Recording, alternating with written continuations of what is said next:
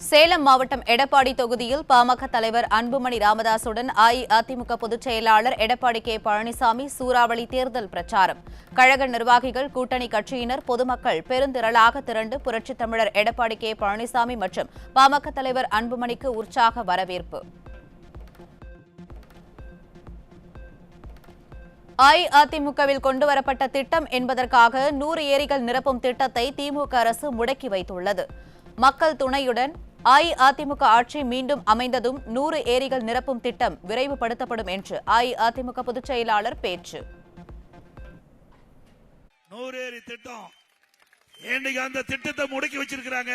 சுமார் 562 கோடியில அந்த திட்டத்தை கொண்டு வந்தோம். அந்த திட்டம் நம்முடைய ஓமலூர் சட்டமன்ற தொகுதி, எடப்பாடி சட்டமன்றம், சங்ககிரி சட்டமன்றம், மேட்டூர் சட்டமன்றம், 4 சட்டமன்ற தொகுதியில் இருக்கின்ற வறண்ட ஏரிகள் நீர் நிரப்புகின்ற திட்டம் அதையும் இன்னும் முழுமை பெறல. வேண்டுமென்றே திட்டமிட்டு அதிமுக ஆட்சியிலே கொண்டு வரப்பட்ட திட்டம் என ஒரே காரணத்திற்காக முடக்கி வச்சிருக்கிறாங்க. இது நியாயமா? சிந்திச்சு பாருங்க. ஆக இன்றைக்கு அதிமுக ஆட்சி இருந்தா அந்த திட்டம் நிறைவேற்றப்பட்டு இன்றைக்கு அனைத்து ஏரிகளும் நீர் நிரம்பி இருக்கும். ஆனா இதுவரைக்கும் இந்த அரசாங்கம் ஆமை வேகத்தில் இந்த பணியை மேற்கொண்டு ஒரு பாதி அளவுக்கு தான் ஏரி நிரப்பி இருக்காங்க. நான் முதலமைச்சர் இருந்த காலத்திலே நேரடியாக வந்து அடிக்கல் நாட்டினேன். நேரடியாக வந்து முதலாக 6 ஏரிகளுக்கு நீர் நிரப்பினேன். அன்றைய தினமே தேர்தல் அறிவிச்சுட்டாங்க. காலையில இந்த திட்டத்தை துவக்கி வைக்கிறேன், 100 ஏரி திட்டத்தை துவக்கி வைக்கிறேன். மாலையில தேர்தல் அறிவிப்பு வந்துடுது. அதனால அதை நிறைவேற்ற முடியல. மீண்டும் அதிமுக ஆட்சி உங்கள் துணையோடு நிச்சயமாக வரும். இந்த ஆமை வேகத்தில் நடைபெற்ற பணி துரித வேகத்தில் நடைபெற்று இன்றைக்கு எஞ்சி ஏரிகள் அனைத்தும் நிரப்பப்படும். அதில் விடுபட்ட ஏரிகள் சேர்த்து அதையும் அந்த பகுதியில் விவசாய கோரிக்கையும் அவருடைய நிறைவேற்றப்படும் என்ற செய்தி இந்த நேரத்தில் தெரிவிக்கிறேன்.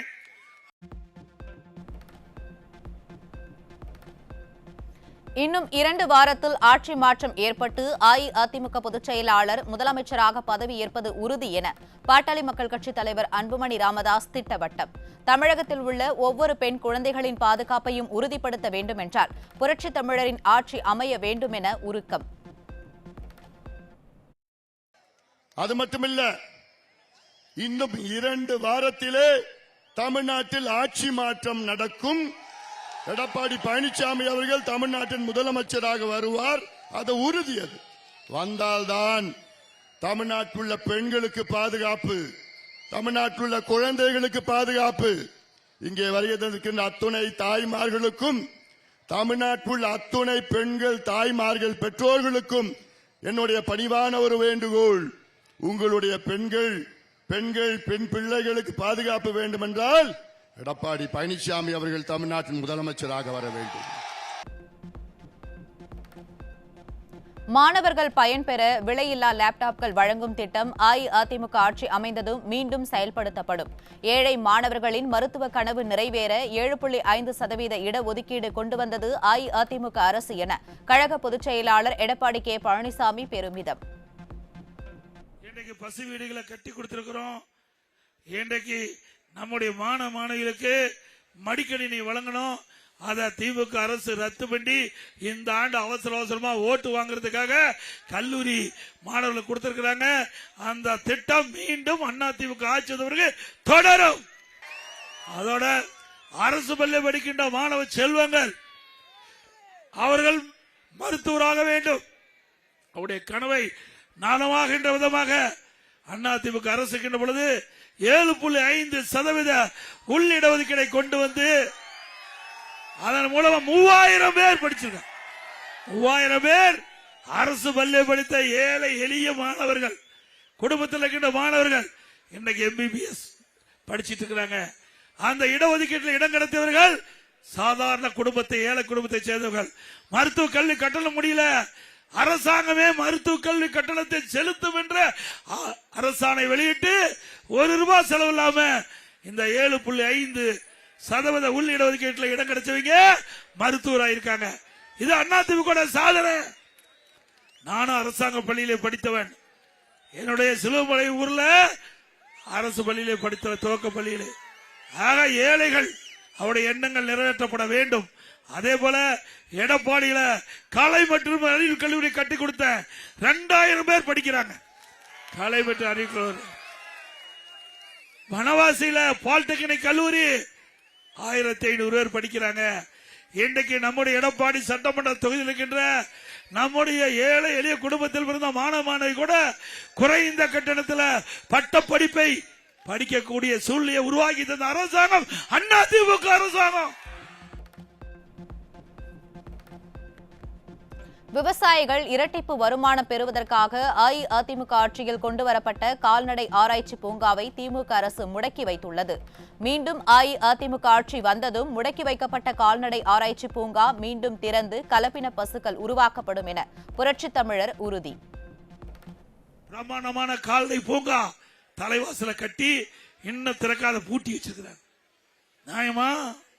அத்தனை விவசாய தொழிலாளிக்காக 1200 கோடி முதல் போட்டு கட்டினது.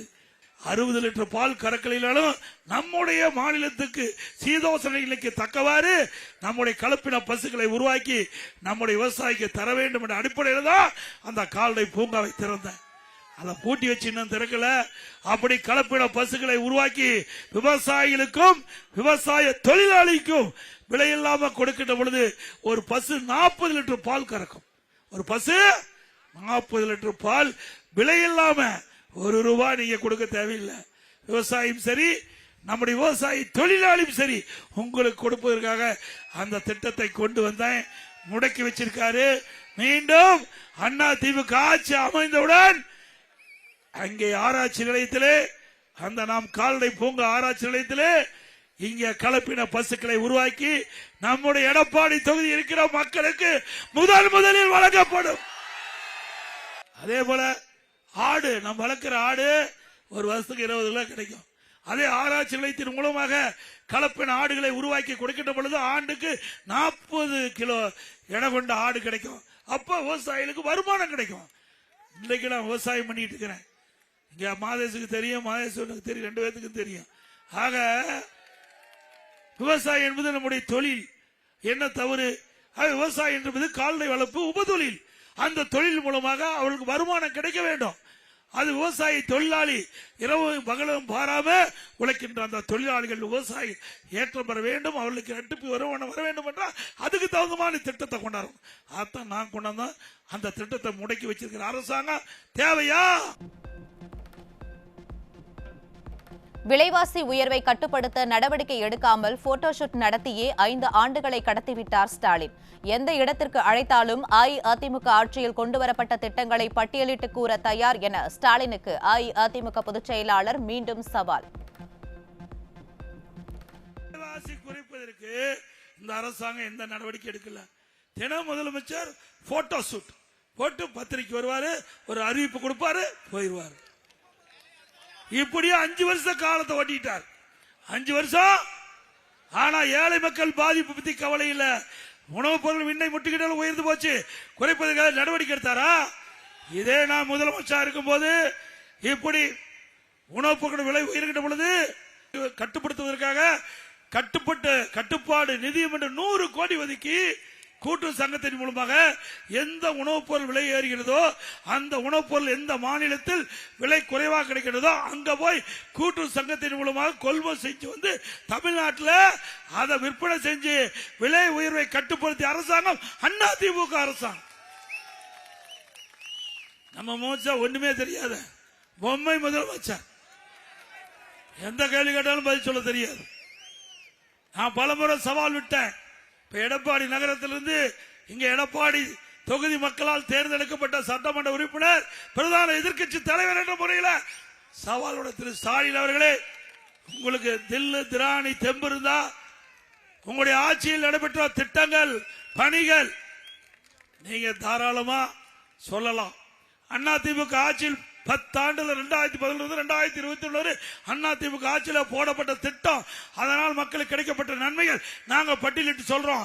நீங்க எந்த இடத்துல கூப்பிட்டாலும் நான் வர தயார். இதோட 10 தடவை சொல்லியாச்சு, பேச்சு பூச்சே கிடையாது. தெரிஞ்சா தானே சொல்ல முடியும், செஞ்சா தானே சொல்ல முடியும். நாம சொல்ற தைரியமா இந்த எடப்பாடியில திட்டத்தை கொண்டு வந்தேன்னு உங்க முன் சொல்றேன். ஆனா திராவிட முன்னேற்ற கழக தலைவர் சொல்ல முடியாது, செஞ்சா தானே சொல்ல முடியும். ஒன்னே ஒண்ணு செஞ்சிருக்காரு, எங்க பார்த்தாலும் அவங்க அப்பா பேரை வைக்கிறார். இன்றைக்கு ஸ்மார்ட் சிட்டி திட்டம் இந்த மாநகராட்சியில் நாம கட்டுறோம், அவர் அப்பா பேரை கொண்டு வச்சிருக்காரு. அப்பா சிலை வச்சிருக்காரு. அப்பா சிலை வைக்கிறதுக்கும் அப்பா பெயரை வைக்கிறதுக்கு தான் திமுக ஆட்சி வந்திருக்குது. மக்களுக்கு நன்மை செய்ய வரல.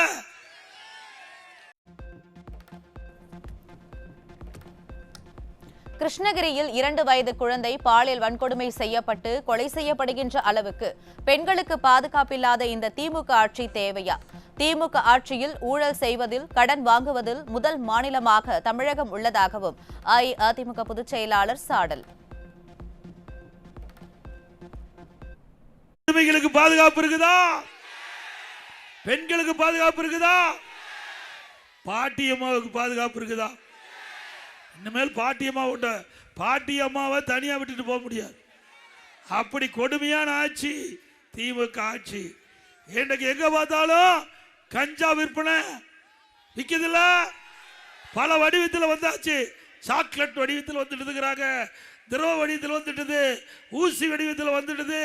இப்படி பல வடிவத்தில் பல வழியில போதைப் பொருள் தமிழகத்திலே நடமாட்டம் அதிகமாக இருந்த காரணத்தினால இளைஞர்கள், மாணவர்கள், பொதுமக்கள் இந்த போதைப் பொருளுக்கு அடிமையாகி இப்படிப்பட்ட குற்றச் செயலில் ஈடுபட்டு இருக்கின்றார்கள்.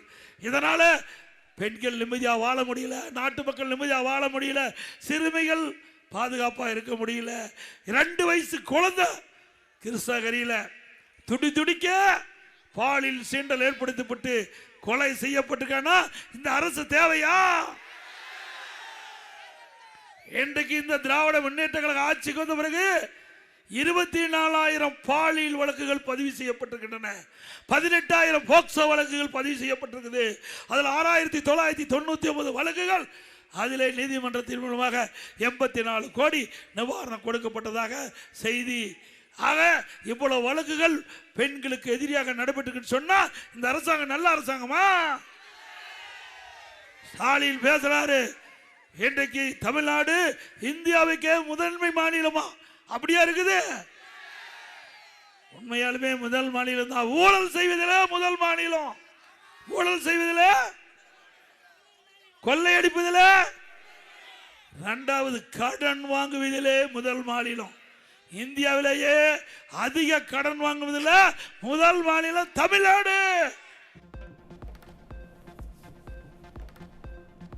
விலைவாசி உயர்வால் மக்கள் படுகின்ற துன்பம் பற்றி ஸ்டாலினுக்கு கவலை இல்லை. தனது மகனின் திரைப்படத்தின் வசூல் குறித்து கவலைப்படும் முதலமைச்சர் நாட்டுக்கு தேவையா என பொதுச் செயலாளர் கேள்வி. ஸ்டாலின் அவர்களே, ஏழைகளுக்கு சிகிச்சை அளிப்பதை கூட ஒரு தடுக்கிற முதலமைச்சர் இந்த நாட்டில் தேவையா? மீண்டும் அதிமுக ஆட்சி மக்கள் துணையோடு அமரும். மக்கள் துணையோடு அமர்ந்தவுடன் ரத்து செய்யப்பட்ட அம்மா மினி கிளினிக் அனைத்தும் திறக்கப்படும்.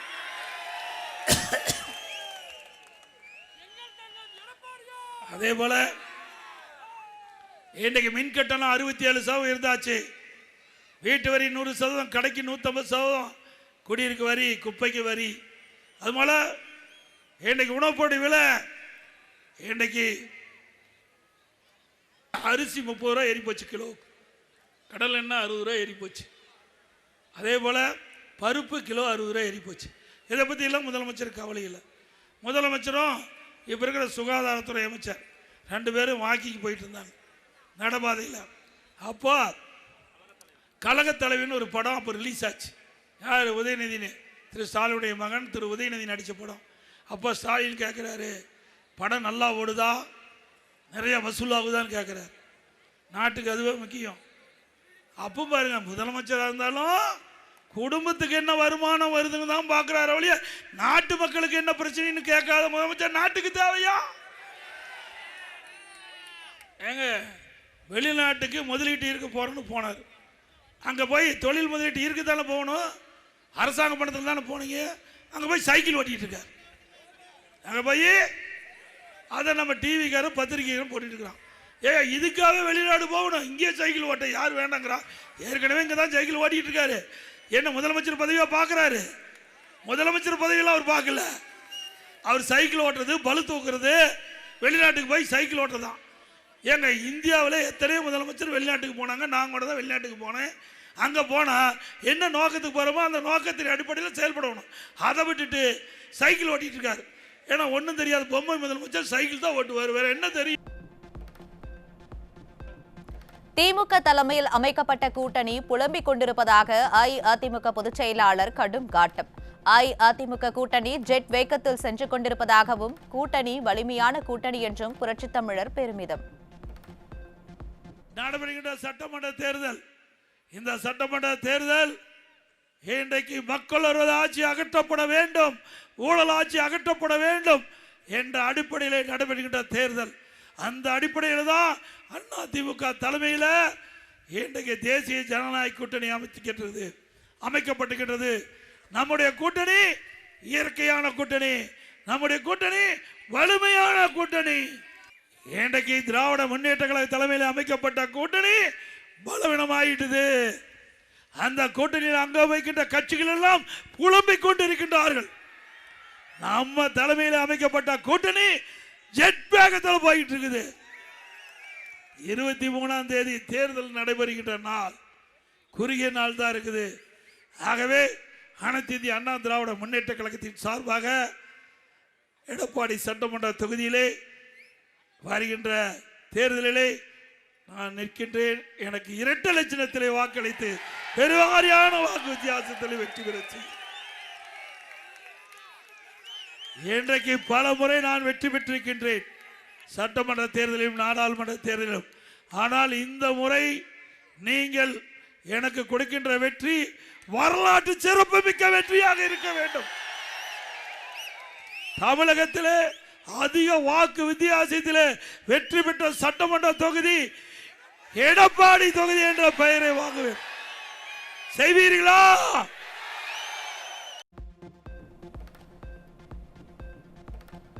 கழக பொதுச் செயலாளர் எடப்பாடி கே பழனிசாமி ஆந்திர முதலமைச்சர் சந்திரபாபு நாயுடுவுக்கு தொலைபேசி வாயிலாக பிறந்தநாள் வாழ்த்து. தமிழ்நாட்டில் தேசிய ஜனநாயக கூட்டணிக்கு ஆதரவாக பிரச்சாரம் செய்ய முன்வந்த சந்திரபாபு நாயுடுவுக்கு பாராட்டு தெரிவித்த கழக பொதுச் செயலாளர் எடப்பாடி கே பழனிசாமி, இரு மாநிலங்களும் இணைந்து பணியாற்றுவோம் என உறுதி.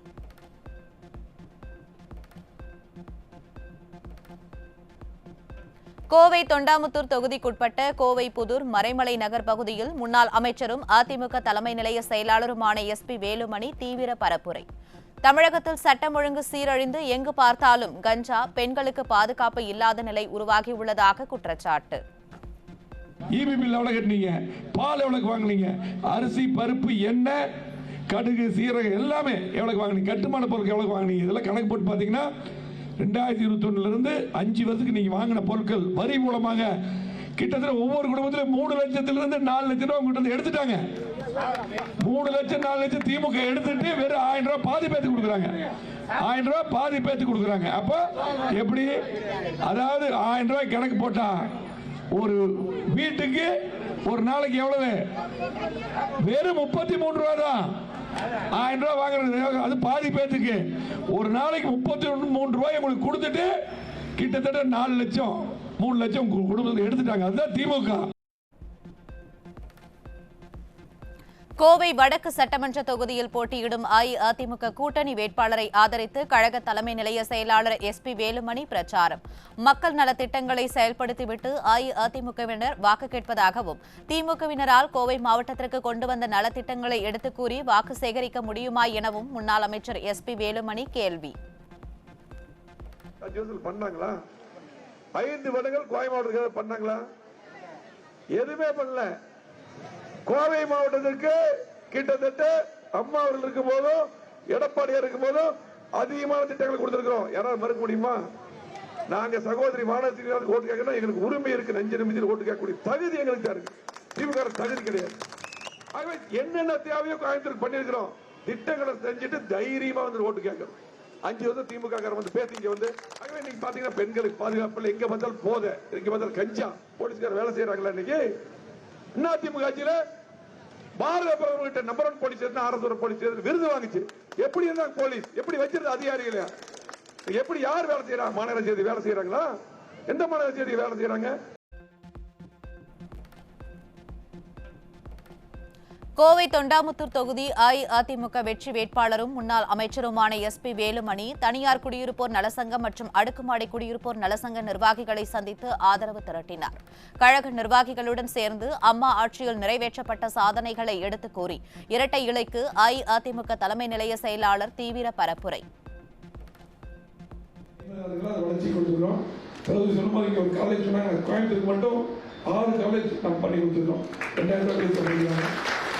அதே போல நம்ம தொகுதிக்கு மட்டும் தாலுகா ஆஃபீஸ் கூட்டுக்கொண்டே திட்டம் நம்ம தொகுதிக்கு மட்டும் தனியாக கொண்டு கொடுத்துருக்கோம். 50 கிலோமீட்டர் தனியாக கொண்டு கொடுத்துருக்கோம்.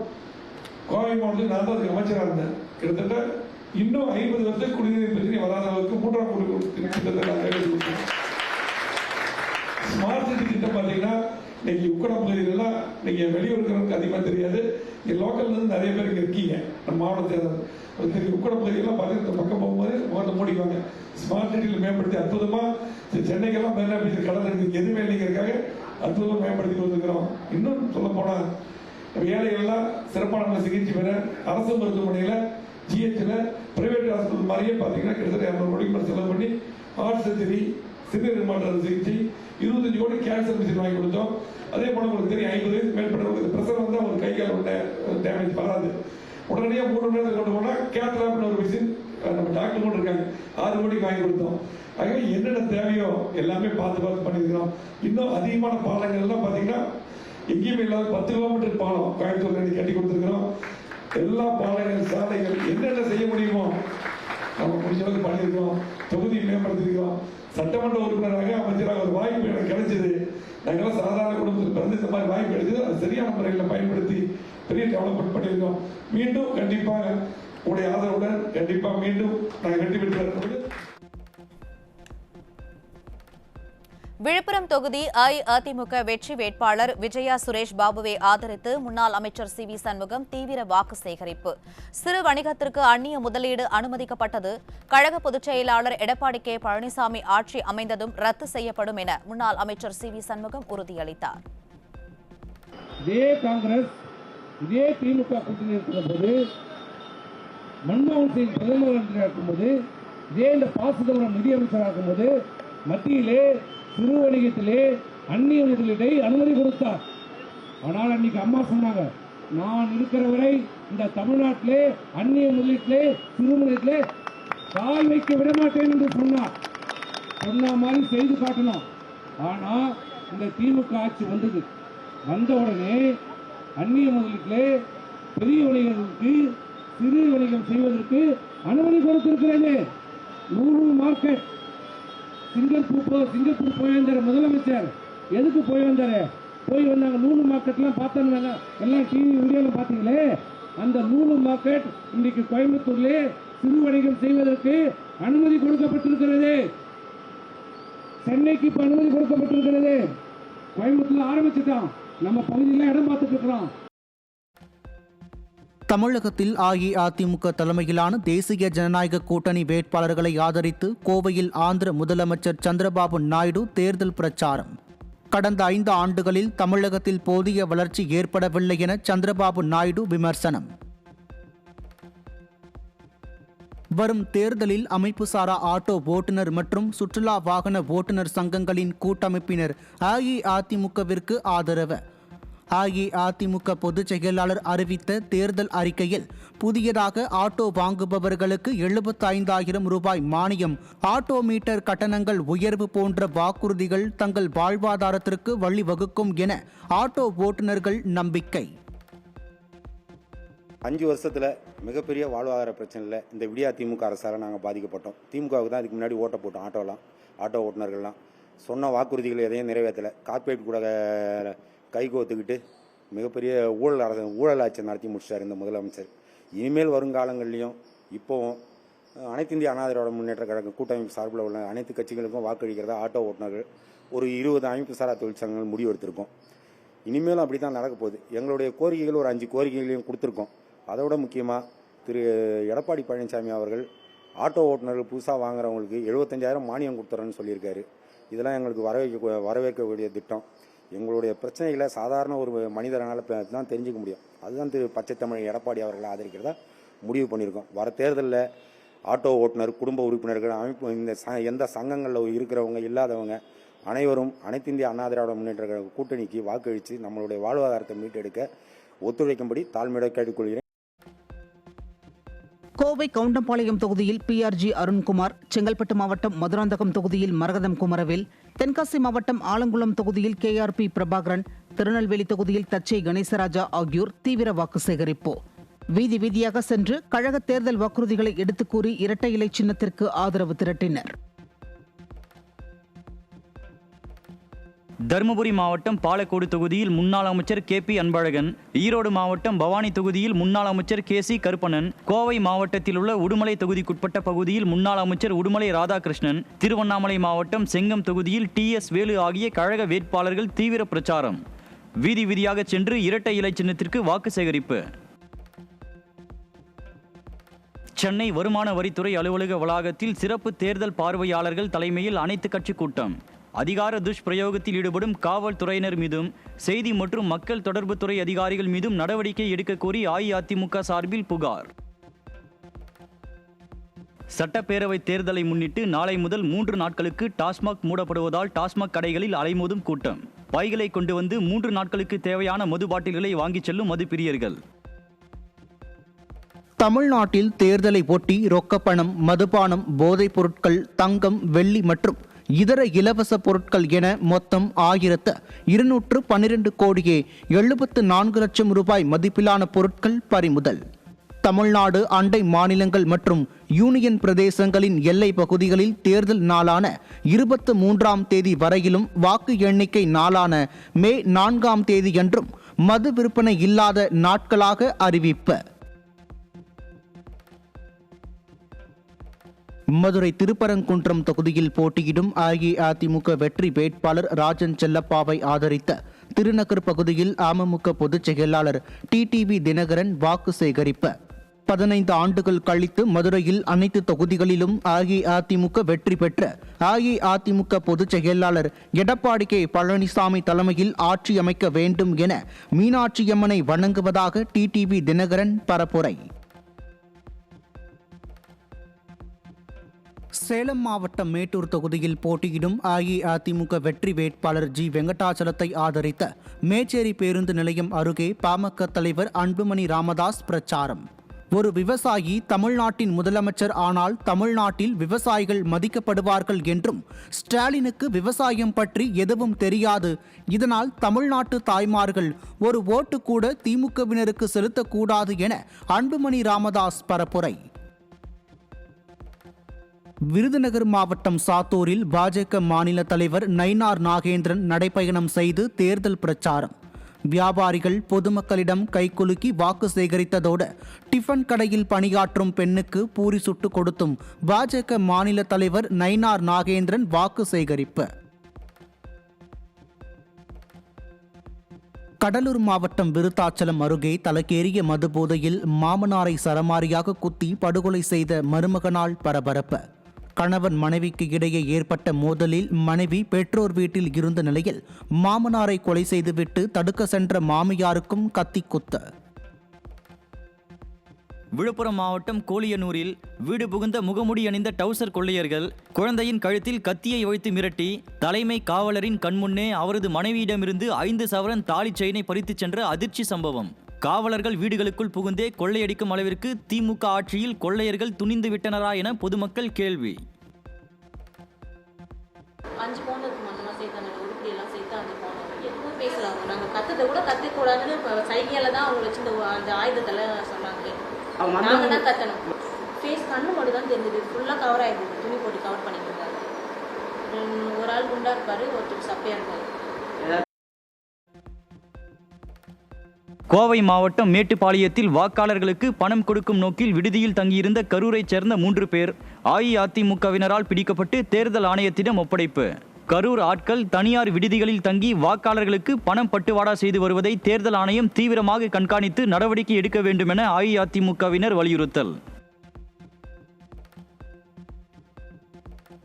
அண்ணா பல்கலைக்கழக மாணவி பாலியல் வன்கொடுமை குற்றவாளி ஞானசேகரன் திடீர் வலிப்பு ஏற்பட்டதால் மருத்துவமனையில் அனுமதிக்கப்பட்டதாக தகவல். ஆட்சி மாற்றத்திற்கு பின்னர் உண்மைகள் வெளிவந்தால் பல சார்கள் சிக்குவார்கள் என்பதால் வலிப்பு வரவைக்கப்பட்டதா என சந்தேகிக்கும் குடும்பத்தினர் என்ன ஆகுமோ என கலக்கத்தில் இருப்பதாக தகவல்.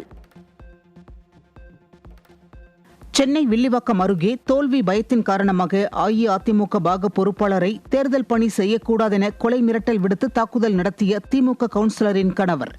மக்கள் விரோத ஆட்சியினால் தோல்வி பயத்தில் உள்ள திமுகவினர் அஇஅதிமுகவினரை அச்சுறுத்தி தேர்தல் பணிகளை முடக்க நினைப்பதாக குற்றச்சாட்டு. வீட்டில் நின்றுட்டு இருக்கும்போது என்ன நீ ஏரியாவில் கேன்வாஸில் ஓவராக பண்ணிக்கிறியாமே, நீ ஏரியாவுக்குள்ளே எந்த வேலையும் பார்க்கக்கூடாது, தீனன்ற ஒரு ஏரியாவில் உன்னை வெட்டிடுவேன் குத்திடுவேன், நீ இந்த ஏரியாவில் இருக்க மாட்டேன், நைட்டெல்லாம் காணாமல் போயிடுவேன் அப்படின்னு சொல்லிட்டு மிரட்டி என்னை அடிச்சுட்டு போயிட்டாங்க. சட்டையெல்லாம் கீச்சிட்டு ஜானின்றவரும் சேர்ந்து. கிருஷ்ணகிரி மாவட்டம் சிங்காரப்பேட்டையில் கடந்த 15 நாட்களுக்கு மேலாக குடிநீர் விநியோகிக்காததை கண்டித்து காலி குடங்களுடன் பொதுமக்கள் சாலை மறியல். கடந்த 5 ஆண்டுகால திமுக ஆட்சியில் மக்களின் அத்தியாவசிய தேவையான குடிநீருக்கு கூட போராட வேண்டிய நிலைக்கு தள்ளப்பட்டுள்ளதாக மக்கள் வேதனை. புதுக்கோட்டை மாவட்டம் கந்தர்வக்கோட்டை தனி தொகுதிக்கு உட்பட்ட புலியூர் கிராமத்தில் வாக்கு சேகரிக்க சென்ற திமுக கூட்டணி கட்சி வேட்பாளருக்கு எதிர்ப்பு தெரிவித்த கருப்பு பலூன் மற்றும் கருப்பு கொடி காட்டிய கிராம மக்கள் தங்கள் பகுதிக்கு எந்தவொரு அடிப்படை வசதிகளையும் திமுக அரசு செய்து தரவில்லை என கூறி கிராம மக்கள் எதிர்ப்பு தெரிவித்ததால் திமுக கூட்டணி கட்சி வேட்பாளர் பிரச்சாரம் செய்யாமல் ஓட்டம் பிடித்தார்.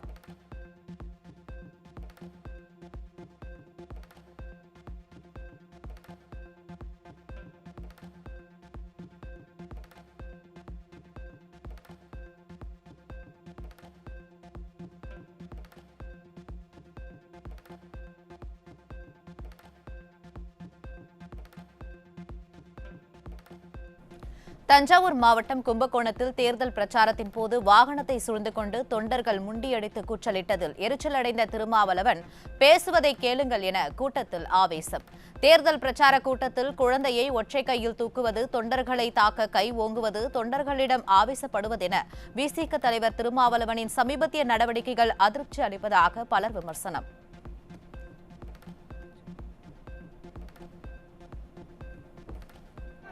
இதை கேளுங்க, பேசுறது கேளுங்க. உங்களை தேடி இவ்வளவு தூரம் வந்திருக்கிறாங்க, இவ்வளவு பேர் கொடுத்து வெயில நிக்கிறாங்க.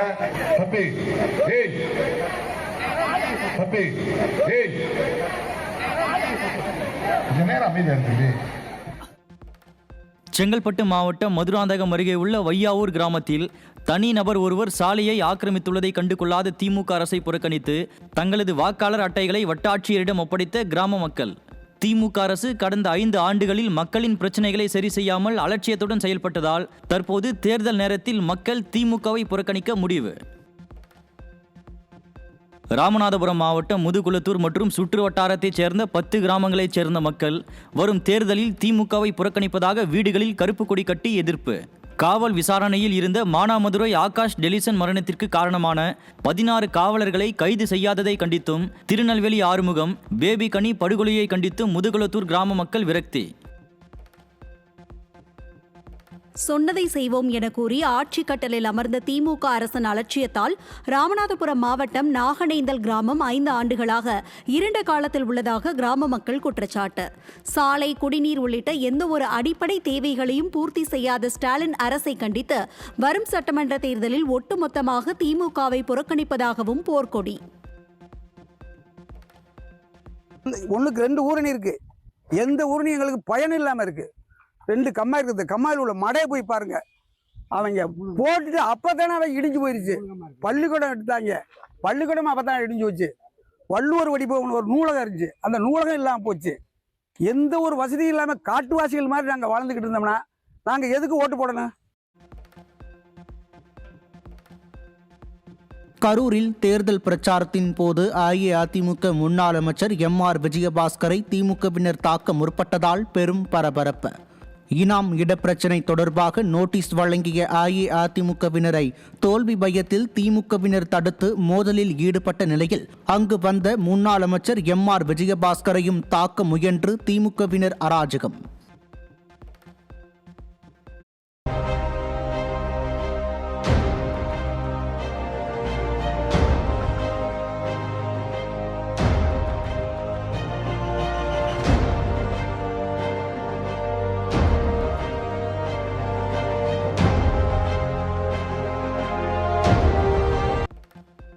வடசென்னை வளர்ச்சி திட்டம் என்ற பெயரில் 6000 கோடி ரூபாய் ஒதுக்கீடு செய்யப்பட்ட நிலையில் அடிப்படை வசதிகள் நிறைவேற்றுவதில் கூட திமுக அரசு கடுமையாக பின்தங்கியதாக ஆய்வில் தகவல். வடசென்னையில் குடிநீர் மாசு, போதைப் பொருள் பிரச்சனை, சுகாதார குறைபாடு தொடர்வதால் மக்களுக்கு ஏற்பட்டுள்ள அதிருப்தியால் திமுகவின் வாக்கு வங்கி கடும் சரிவு எனவும் தகவல். ஆட்சி மாற்றம் நெருங்கும் நிலையில் அண்ணா பல்கலைக்கழக மாணவி பாலியல் வன்கொடுமை வழக்கில் தண்டனை பெற்று புழல் சிறையில் உள்ள ஞானசேகரன் திடீர் வலிப்பு ஏற்பட்டு ஸ்டான்லி மருத்துவமனையில் அனுமதிக்கப்பட்டதால் பொதுமக்கள் பெருத்த சந்தேகம். உடல்நல பிரச்சனை இல்லாதவருக்கு ஏற்பட்ட பாதிப்பு இயற்கையானது அல்ல என சந்தேகிக்கும் ஞானசேகரனின் உறவினர்கள் உண்மை மறைக்க சதித்திட்டம் தீட்டப்பட்டுள்ளதோ என அச்சம். விருதுநகர் மாவட்டம் கட்டனார்பட்டியில் பட்டாசு ஆலை வெடி விபத்தில் சிக்கி 25 பேர் உயிரிழந்த நிலையில் உடல்கள் உடற்கூறாய்வு செய்யப்பட்டும் எந்த தகவலும் தெரிவிக்கப்படவில்லை எனவும் இறந்தோரின் குடும்பங்களுக்கு 30 லட்சம் ரூபாய் இழப்பீடு வழங்க கோரியும் மருத்துவமனையை முற்றுகையிட்டு உறவினர்கள் ஆர்ப்பாட்டம். ஒட்டுமொத்த அரசு இயந்திரமும் மெத்தனத்தில் இருப்பதாகவும் எளிய மக்களின் உயிரிழப்புக்கு கூட மதிப்பில்லையா எனவும் இறந்தவர்களின் உறவினர்கள் வேதனை. சென்னை சேப்பாக்கம் அரசு மகப்பேறு மருத்துவமனையில் தவறான சிகிச்சையால் குழந்தை உயிரிழந்ததாக புகார் கூறிய பெற்றோர் குழந்தை இறப்புக்கான காரணத்தை தெரிவிக்காமல் மருத்துவர்கள் அலைக்கழித்ததாகவும் குற்றச்சாட்டு. வயிற்றில் இருந்த குழந்தை ஆரோக்கியமாக இருப்பதாக மருத்துவர்கள் தெரிவித்த நிலையில் திடீரென குழந்தை இறந்ததாக கூறியதால் பெரும் அதிர்ச்சி அடைந்ததாக கண்ணீர். நல்லா தான் இருந்துச்சு, நல்லா தான் வந்தேன். இங்கே வரும்போது நல்லா துடிப்போடு எல்லாமே இதுவோடு தான் வந்தேன். ஆனால் காலைல இப்போ மண்டே வந்து நான் அட்மிட் ஆனேன் 4 மணிக்கு. டியூஸ்டே காலைல 10:30 மணி வரை உயிரோடு இருந்த குழந்தை 12:15 இறந்துச்சு சொன்னாங்க. அதுதான் எனக்கு என்னன்னு தெரியல. எனக்கு ரிசல்ட் என்ன இம்ப்ரூவ் மாதிரி தான் காட்டுங்க. எனக்கு குழந்தை இறந்ததுக்கு யார் காரணம் நினைக்கிறீங்க? எனக்கு குழந்தை எனக்கு டாக்டருங்க தான் அலட்சியமாக பார்த்த மாதிரி தான் இருக்குது. எனக்கு வேற எதுவும் இல்லை.